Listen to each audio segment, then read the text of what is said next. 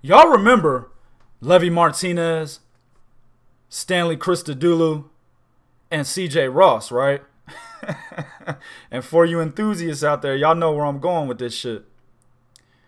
These are three judges that were involved in three separate Canelo bouts that happened to turn in three of the most ridiculously skewed scorecards in Canelo's favor in those three separate fights, right? Stanley Christodoulou had Canelo beating Austin Trout 118 to 109. He basically said Austin Trout only won 2 rounds. Levy Martinez had Canelo beating Erislandy Lara 117 to 111. Now that was some bullshit right there, right? He said Erislandy Lara only won 3 rounds, right? And of course, the now fucking retired CJ Ross turned in a scorecard of 114 in the Canelo versus Floyd Mayweather fight. Now, that's probably one of the most ridiculous scorecards I have ever seen in my life. You know what I'm saying? Now, I just mentioned 3 of the most ridiculous scorecards that have been in Canelo's favor in 3 separate fights. And I've already told you that I don't believe this fight will end in a knockout. So shouldn't we possibly conclude that if Triple G doesn't win by knockout, there's a possibility that he could get robbed on the scorecards, right? There's a possibility that even if Canelo wins, right, the scorecards will be ridiculously skewed in Canelo's favor. I mean, just based off of history, we can conclude that, right? If Triple G don't knock this motherfucker out, there's a possibility, a huge possibility, that we can have another Levy Martinez, Stanley Christodoulou, or CJ Ross sitting over there in the judges section, and they could possibly be the difference maker here that allows Canelo to take this fight on points. I'm just saying, people.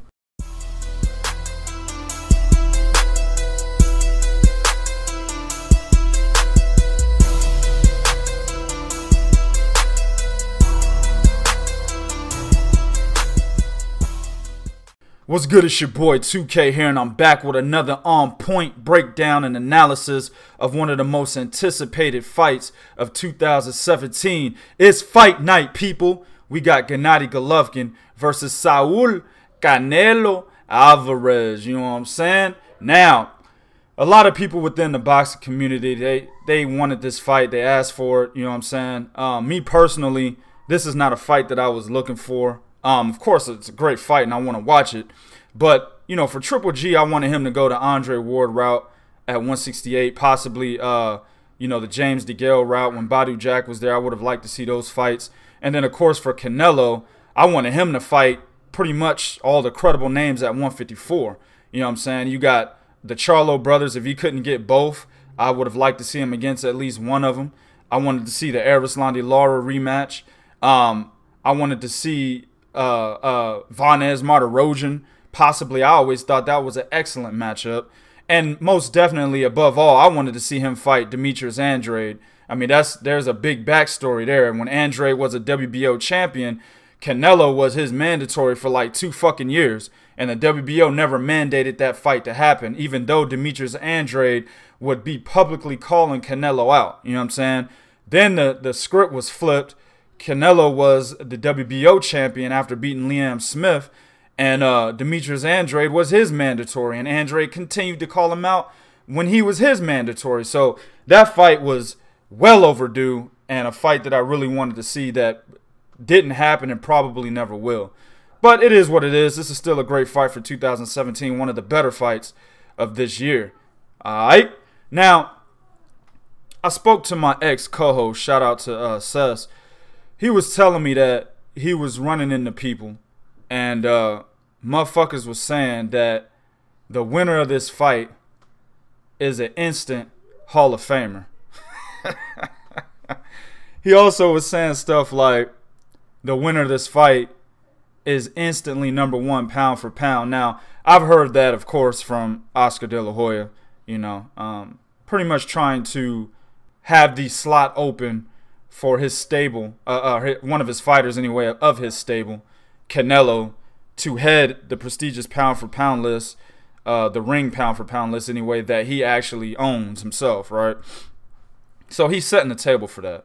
I'm not going to go too much into detail about this. I might break it up and do it in a separate video post-fight so we could have a winner on hand, and then I can talk about why that winner isn't just instantly Hall of Famer just because he won this fight. And then I'll talk about why that winner is not going to be #1 pound for pound. Doesn't matter who wins, Canelo or Triple G. I don't think either of them is #1 pound for pound after this fight. But let's go into the breakdown, you know what I'm saying? I'm going to start with Triple G, man. He's 37-0 with 33 knockouts. He will be defending his WBC, IBF, WBA, and the whack-ass IBO. Shout out to Mr. Fuckery, my man Bernard. He's on this campaign to promote the IBO while I'm on this campaign to say, fuck the IBO. Word up. He's #2 pound for pound right now. A ranking that I think he doesn't necessarily deserve. Triple G is ranked top 5 pound for pound based off of fear of other fighters. I don't think that's a proper criteria. You know what I'm saying? His resume, his last 5 fights, his last 3 fights do not particularly say that he should be top 3 pound for pound. You know what I'm saying? So I don't think that ranking is warranted for him, but it is what it is.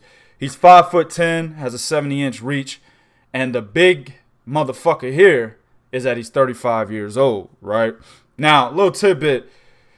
Gennady Golovkin, throughout his entire boxing career, that will include amateur and professionally, has never been knocked down.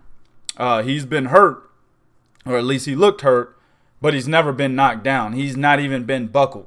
You know what I'm saying? Motherfucker has a granite chin, and so does Canelo. But Triple G's chin is, that shit straight. That shit made out of cement. They poured cement on that nigga's jawline. You know what I'm saying? Motherfucker doesn't budge. He doesn't move, right?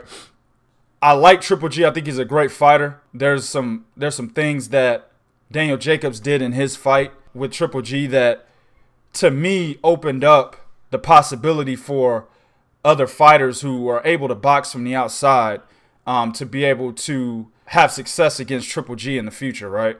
Let's say after this fight, let's say G beats Canelo. He talked about retirement briefly before this fight, you know what I'm saying? Let's say he beats Canelo, gets that big payday. He's already getting a big payday, but he gets the accolade to go with the big payday. But he doesn't decide to retire. He instead, you know, moves up to 168 or something. You know, fights James DeGale or somebody up there. Maybe a Gilberto Ramirez. That's actually a good comparison right there. I think a guy like Gilberto Ramirez will have numerous opportunities to succeed from the outside against a guy like Triple G based on what Daniel Jacobs was able to do, right?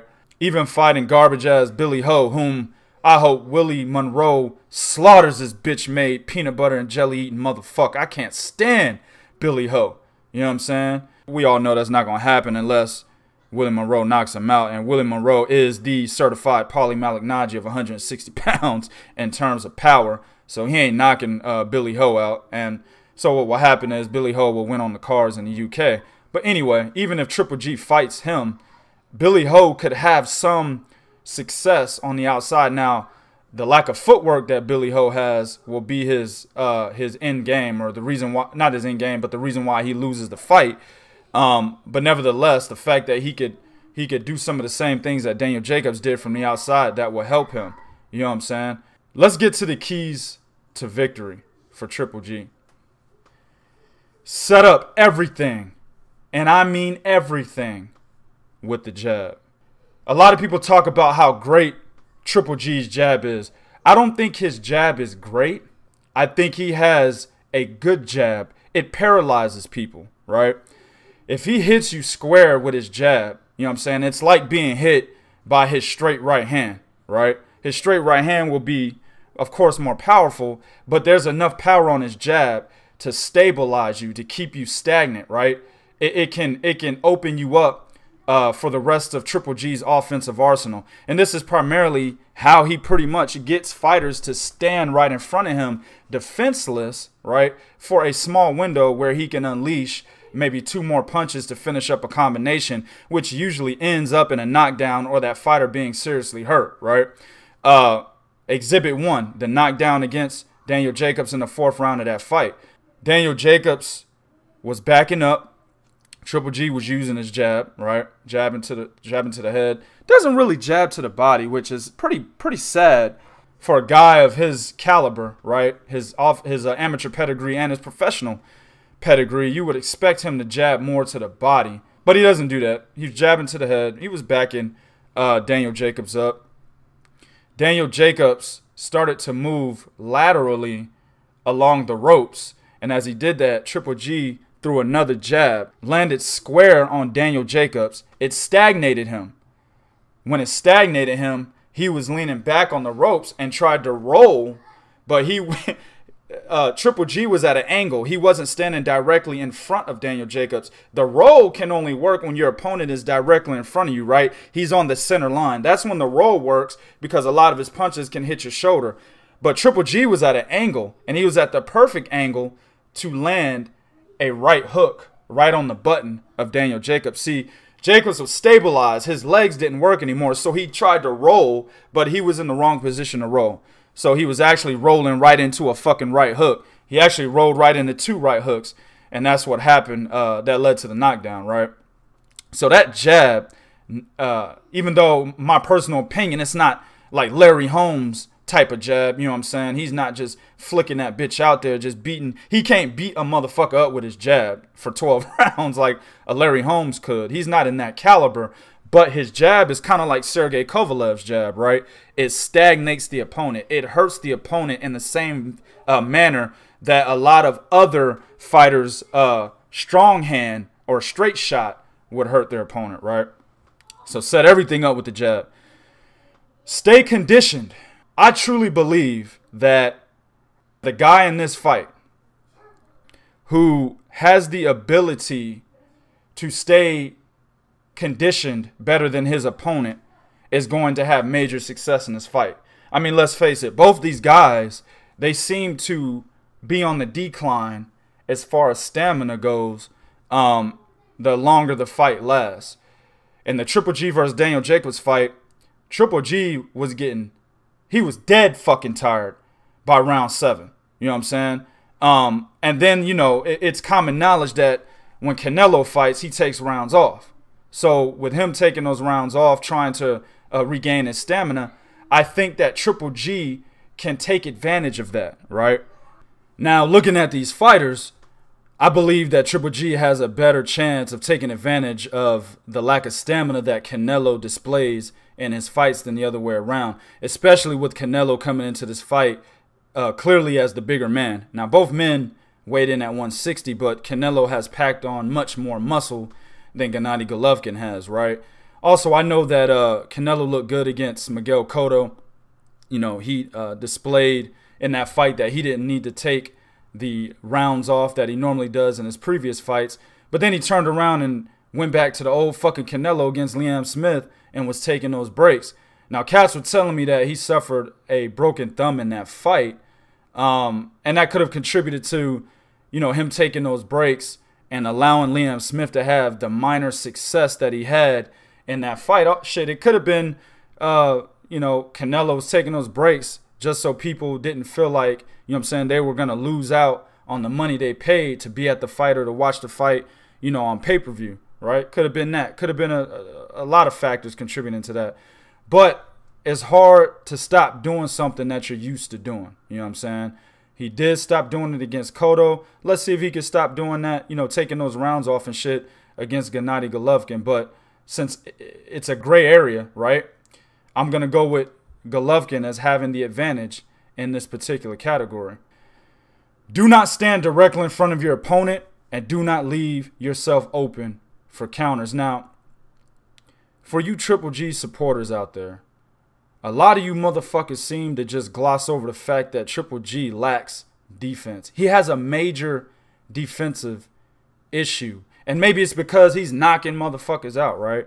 I mean, if we look at his resume, it's compiled of mainly B and C level fighters, guys that wither at the first punch they feel from Gennady Golovkin. So maybe he has become a fighter where defense really isn't that big of an issue or that big of a priority for him, because if he lands his shots, if he lets you taste that power, you gonna crawl up and fold in the ring. You know what I'm saying?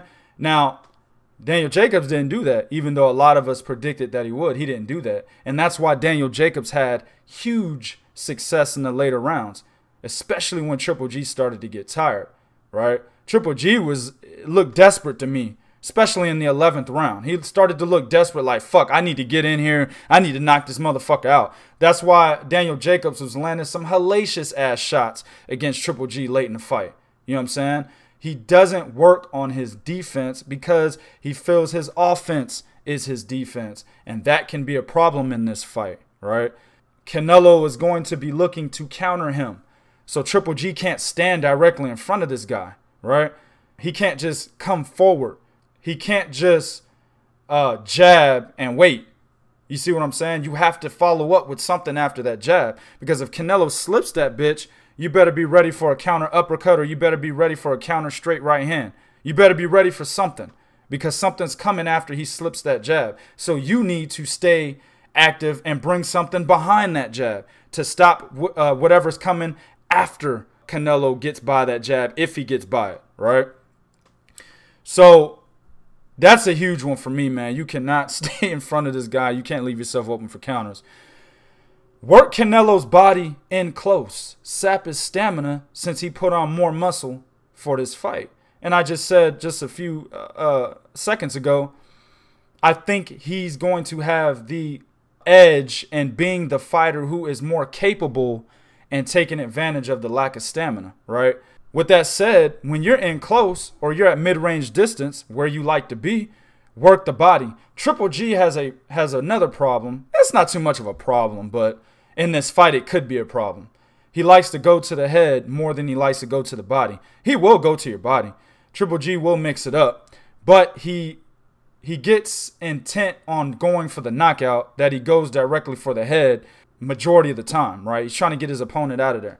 I think in this fight he should flip that. He should go more to the body and sap up Canelo's stamina. Make him pay for putting on all that fucking muscle so he could be the bigger guy in this fight, right? You don't necessarily have to try to bully him early, but you can go to his body early, sap up his stamina, and then you can bully him towards the ropes later on in the fight. I think that would be an excellent game plan right there. Move your goddamn head and protect your body. I already talked about that, but I can't talk about that enough. That shit is very fucking important here. Canelo's a prolific body puncher. We know that you are vulnerable to the body. We've seen it against Willie Monroe. We've seen it against Daniel Jacobs. We've seen it against Kell Brook on the inside. We know you're vulnerable. We know you cover your body and do that lean forward with your head wide the fuck open, which leaves your head very capable of getting countered by an uppercut. We already know this. At least the boxing enthusiasts know this, the non-biased ones, right? We know this about you. So you need to have a better... need to do a better job at protecting your body and not leaving your fucking head open, right? And you also need to move your head. Daniel Jacobs was just flicking that jab out there. It was hitting you almost 100% of the time, unless you parried it, right? But later on in the fight, whenever you got tired, particularly from the 7th round on, the jab was just money. Daniel Jacobs could have thrown his jab away from your ass and you still would have got hit by it. You know what I'm saying? It's because you don't move your fucking head. You may move your upper body a little bit. And you don't even really move that much.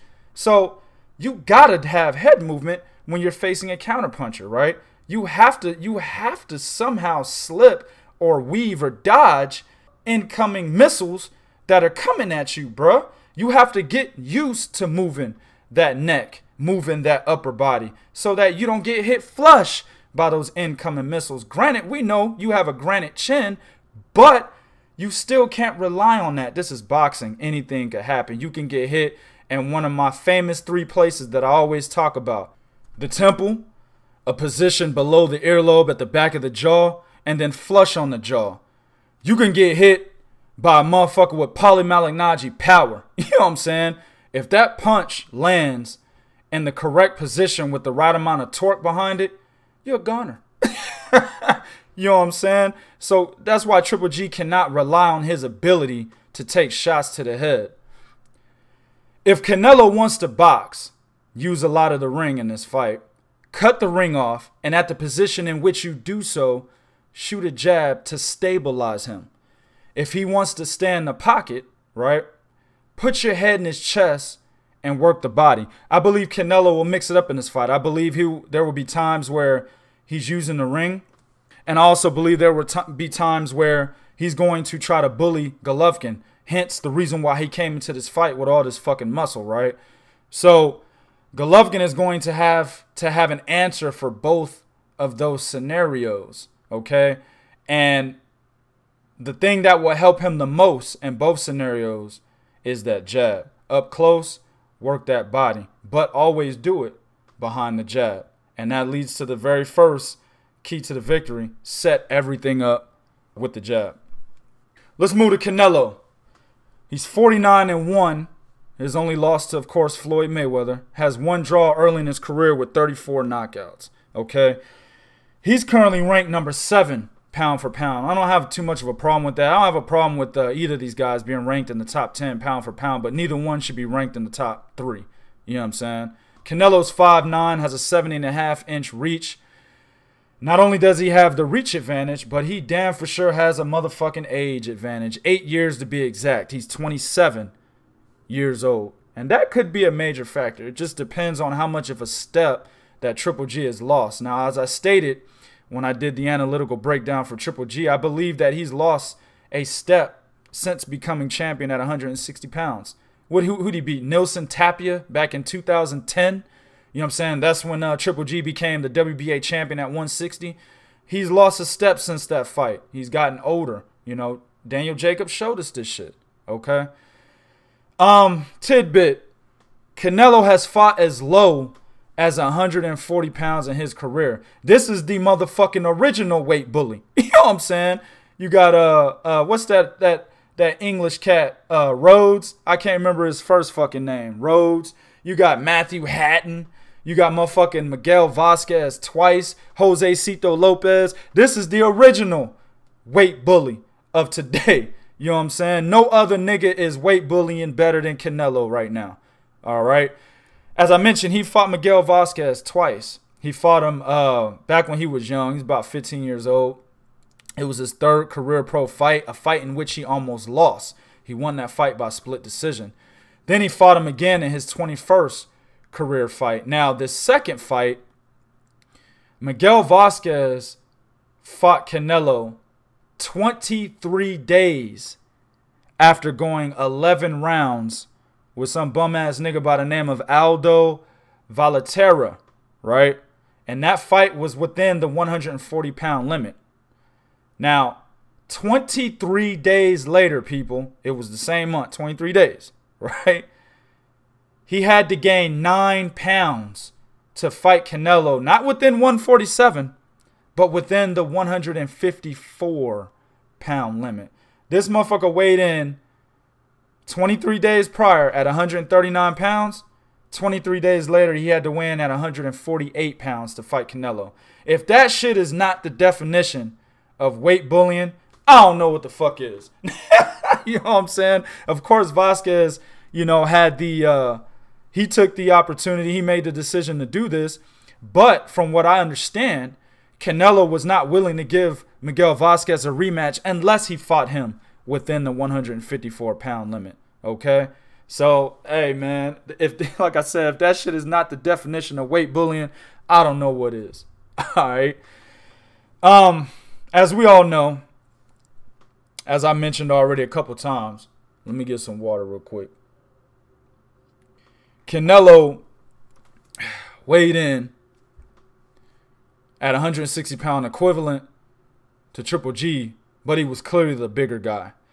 So to me, looking at that, it seems to me that Canelo's going to try to be the alpha male in this fight. And I told motherfuckers, I'm not even surprised that Canelo weighed in to be the bigger guy. I told motherfuckers before this fight, yes, Canelo campaigns at 154 pounds, but he is the bigger guy. He's bigger than Golovkin, okay? Golovkin walks around maybe 175, you know what I'm saying? 180 max. Canelo be walking around like 180, 185, you know what I'm saying? He kills himself. Well, I mean, he's young, so he's not really killing himself, but he drains all the way down to 154 and then fucking rehydrates like 15 pounds higher fight night. That's Canelo. That's what he does, right? He weight bullies. So coming in at 160, it's easy work for Canelo to do that. That's at a higher weight. That's 6 pounds more than what he has to weigh in at normally on weigh-ins. You know what I'm saying? So this was nothing to Canelo. So seeing him have all this muscle and be the bigger guy, I wasn't surprised. I knew this was going to happen. You know what I'm saying? He's the bigger dude. Now, he's going to be the alpha male. That's his game plan, right? Or at least that's his perceived game plan looking at this. Keys to victory. Canelo. The blueprint's out there. It's out there. And I'm not talking about Kell Brook. You got Daniel Jacobs, right? And then you also, I'm going to shock y'all niggas, you also got Kasim Uma. The blueprint has been out there for a minute, okay? I understand Gennady Golovkin finally caught up to Kasim Uma and knocked him out in the 10th round. I understand that. But the traps that Kasim Uma was setting Golovkin up with were fucking beautiful, okay? And I have yet to see any other fighter set those kinds of traps besides Daniel Jacobs. Daniel Jacobs would actually counter Gennady Golovkin the entire fucking fight. Okay, of course Golovkin won rounds. I'm not saying that Daniel Jacobs fucking dominated Golovkin. I had Jacobs winning slightly. But the key to Jacobs' success in that fight was that he was countering the shit out of Gennady Golovkin, especially when he would do his jab. See, what a lot of niggas don't know, another thing about Golovkin's jab, they're not looking. This motherfucker would jab and take a big step forward. He did this shit the entire fight. If you really want to see what I'm talking about, watch the Jacobs-Golovkin fight and watch round 4 prior to Golovkin landing right hooks that knock him down. He jabs, but he takes a big step forward when he jabs. If Canelo slips that bitch, all of fucking Golovkin's weight is on his front foot, so he's going to be there for a small window of opportunity to land a counter uppercut, people. You know what I'm saying? It's so simple to see that shit. Golovkin's been doing that for the longest. That jab with that big step forward, okay? Andre Rozier made an excellent quote. I think it was going into the 3rd round of the Golovkin fight. He stated, "We will win this fight fighting power with finesse." I think that is a powerful statement. It's something that Canelo should explore when his team develops the correct game plan for this fight, right? Now, I don't think Canelo should stay on his back foot. Hell, I don't think Canelo has the lateral quickness to be able to be successful in doing that in this fight. I think Golovkin's ability to cut the ring off is better than Canelo's lateral quickness, right? But I do think Canelo should keep the fight in the middle of the ring. And I do think Canelo can provide angles. I think he can pivot very well and be able to get some counters off on Golovkin where Golovkin is still trying to look for Canelo. You know what I'm saying? Canelo's good at pivoting up close. I think that right there would be excellent for Canelo to get his shots off. And that will lead into that comment or that statement that Rozier has made. Finesse, right? The finesse will be all in his counter punching ability and his ability to pivot at close range. Do not allow Triple G to bully you towards the ropes.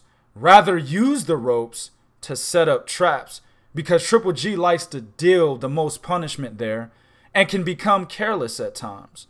When Triple G goes for the knockout, I've noticed this, and I've already stated he has defensive issues, but when he's going for the knockout, he relies so much on his power that he feels that there's nothing that can come back, right? These are the mistakes he was making later on in the fight against Daniel Jacobs. He was actually getting in close on Jacobs, but at that point in time, a lot of his punches didn't have any steam on them, right? Triple G didn't have the power in round 11 that he had in round 4 that knocked Jacobs down, right? So he's still fighting the same fucking way. He hasn't made any adjustments. He's fighting the same way. But Daniel Jacobs is firing back on him. He's countering the shit out of him. You know, that told me right there that Triple G, once he's landing shots, he doesn't believe that his opponent can come back with anything. He doesn't even have the wherewithal to defend himself properly from counter shots when he's throwing. So I think Canelo should mix it up a bit. Go to the ropes. I know this sounds weird, right? Go to the ropes. But set traps, similar to what Kasim Muma did. Set those traps up there. If Triple G's going to take the bait of you going to the ropes, which he will, as soon as he's taking that bait, he's going to throw the jab to get closer inside. That's what he does. Slip that bitch, come up with a counter fucking uppercut. Guaranteed that punch will land, and when it lands, it will stagnate Triple G. I'm almost 100% guaranteed that will happen, okay? Canelo, you are naturally the younger and bigger guy. Use it. Now, what I mean by that is, I stated that I think Triple G will have the edge when it comes to being able to take advantage of Canelo's lack of stamina. But on the flip side, Canelo's the younger guy. He's 27 years old. He has much more of a potential to have corrected his stamina issue in his training camp prior to this fight, right? At 35 years old, you're more so on the decline than you are on an incline in terms of potential, right? At 27 years old, you're still climbing that mountain to reach your peak, right? You still have not necessarily reached that peak. And we have seen Canelo get much fucking better after fighting Floyd Mayweather, right? After fighting Erislandy Lara, after fighting Austin Trout, after fighting Miguel Cotto. He's gotten better. But the main fight was Floyd Mayweather because he started taking tools from Floyd Mayweather. The fucking catch and counter, the roll and counter, all that shit. He took a lot of that shit from Floyd Mayweather. I never seen Canelo shoulder roll in my life until after he lost to Floyd Mayweather. You know what I'm saying? So he's definitely gotten better, right? And he's still on that particular mountain to where he can climb higher to get better. And in one way you can get better is to work on your stamina. So we'll see what happens here, man. Being a bigger guy just alludes to the fact that I stated already. Keep the fight in the middle of the ring. You're the bigger guy. I believe you have the strength to stand in there with Golovkin. You're the bigger guy, but I think Golovkin's slightly stronger. You know what I'm saying? But I think you do have the strength to stand there and keep the fight in the middle of the ring. You know what I'm saying? So use that ability, use that body you have created, you know what I'm saying, to keep the fight in the middle of the ring and make it your kind of fight where you're pivoting and giving angles and making Golovkin guess at where he needs to put his jab next, right? Take advantage of your prolific body punching from mid-range distance so the head can open up. This shit is going to be huge. Now, I already said keep the fight in the middle of the ring. I mentioned go to the ropes to set traps, but you really want to keep the fight in the middle of the ring. You want to pivot. If you want to tire Golovkin out, go to the body. If you want to get opportunities to land shots to the head, flush, go to the body. Because as I stated earlier, once you hit Golovkin to the body and y'all are in close, he immediately covers up downstairs and says, oh man, fuck my head, nigga.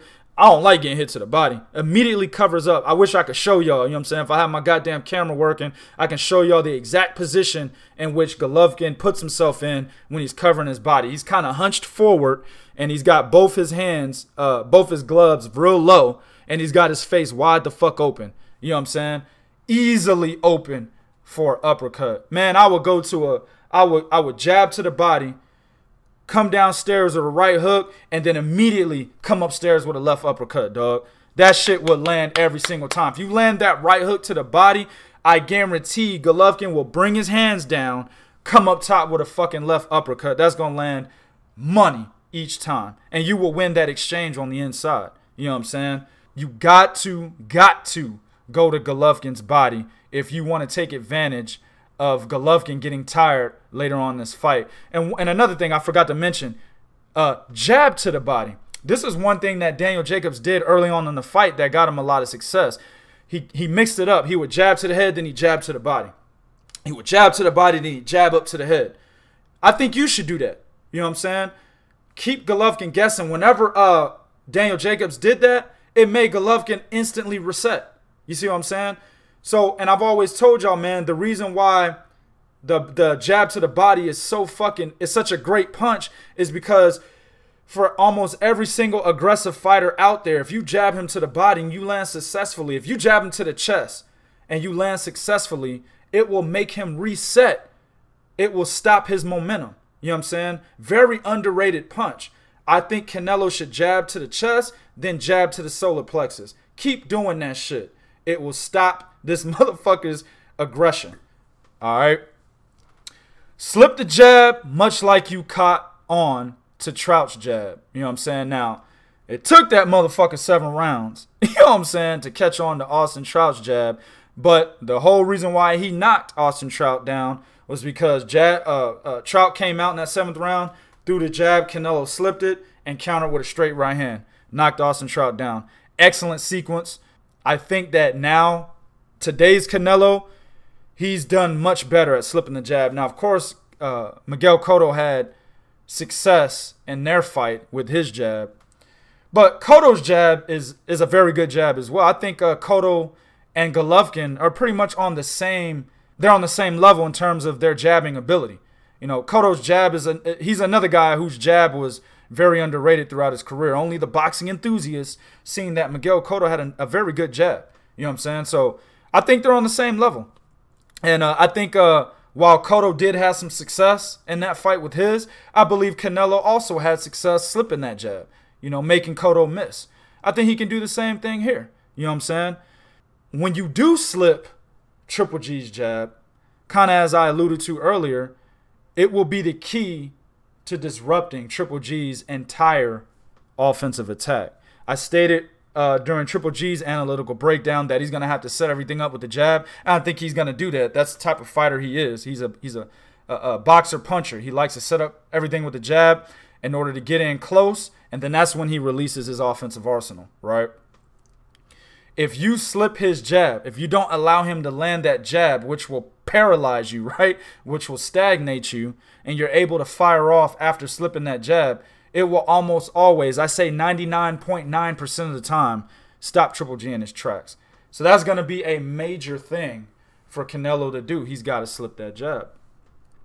Man, this is going to be a good fight. It's a close fight. Both these guys do things that can help them exploit the negative tendencies of the other fighter.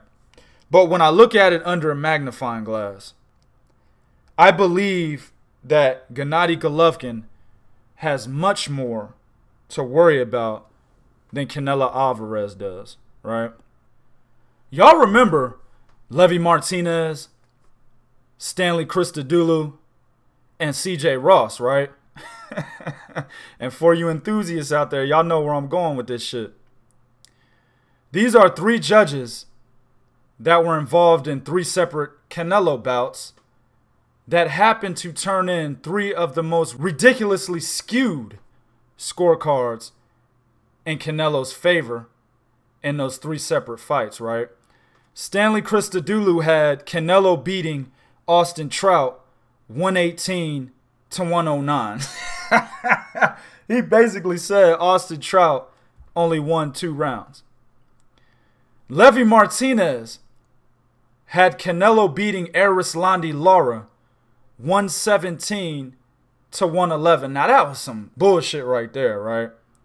He said Erislandy Lara only won 3 rounds, right? And of course, the now fucking retired CJ Ross turned in a scorecard of 114 in the Canelo versus Floyd Mayweather fight. Now, that's probably one of the most ridiculous scorecards I have ever seen in my life. You know what I'm saying? Now, I just mentioned 3 of the most ridiculous scorecards that have been in Canelo's favor in 3 separate fights. And I've already told you that I don't believe this fight will end in a knockout. So shouldn't we possibly conclude that if Triple G doesn't win by knockout, there's a possibility that he could get robbed on the scorecards, right? There's a possibility that even if Canelo wins, right, the scorecards will be ridiculously skewed in Canelo's favor. I mean, just based off of history, we can conclude that, right? If Triple G don't knock this motherfucker out, there's a possibility, a huge possibility, that we can have another Levy Martinez, Stanley Christodoulou, or CJ Ross sitting over there in the judges section, and they could possibly be the difference maker here that allows Canelo to take this fight on points. I'm just saying, people. My prediction in this fight, I got Canelo winning this fight pretty handily. I got him winning 116-112. Like I said, I think Triple G has more to worry about in this fight than Canelo has to worry about coming from Triple G. I think Canelo will go into this fight having studied film on Daniel Jacobs. Maybe not Kasim Uma. I think he should, because he can set the same kind of traps. I think that the bad tendencies that Triple G does play directly in Canelo's favor better than the negative tendencies that Canelo does play in the Triple G's favor, right? So I got Canelo winning this fight. YouTube, do what you do in the comment section. Be real. Let me know what you think about this fight. I will do a post-fight analysis, so be on the lookout for that shit. This is real talk for real fans. 1.